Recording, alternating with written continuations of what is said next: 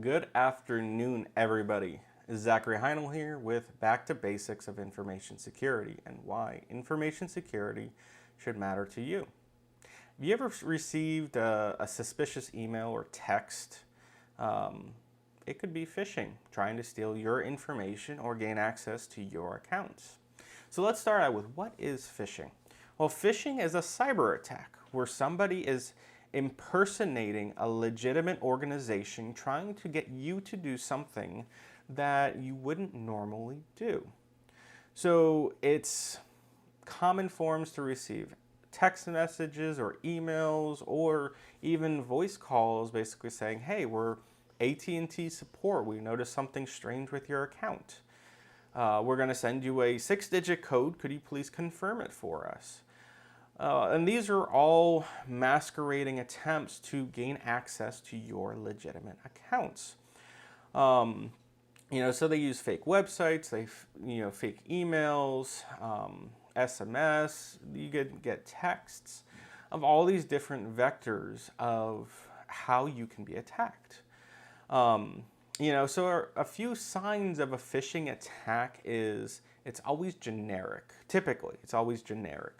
It's going to be dear customer or dear sir/madam.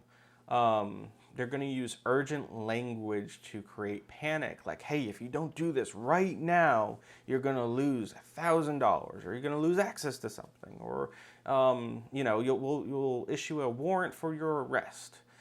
It's always going to cause urgency. It's going to be generic. It's going to request personal information sometimes or login credentials or pieces of login credentials. And it's going to include suspicious links or attachments on emails. Whenever you're looking at something, if you didn't request it, typically it's going to be fake. So you have to verify the source of why are you reaching out to me, and say if it is that AT&T helpline saying, hey, we've noticed suspicious activity. Reach out and say, hey, is there a number we can call back or that I can find online? Don't click on the links. Those are almost always phishing attacks, especially if you didn't request it. And be skeptical in general. And that's where phishing is really exploiting human nature to want to help.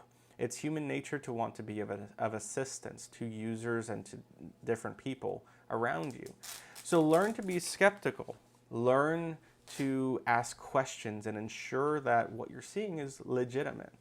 Another protection for phishing is to enable multi-factor authentication. Multi-factor authentication adds an extra layer of security, especially around your login, so that it isn't just a username and password protecting those identities. And if you suspect phishing, whether it's an email or something else, don't just sit on it. You should report it. Whether it's calling the business directly that they were impersonating, or you're receiving an email, you can report it usually through your email provider. I know that Google has a report phishing button. Change your passwords if you notice that a particular account is being attacked.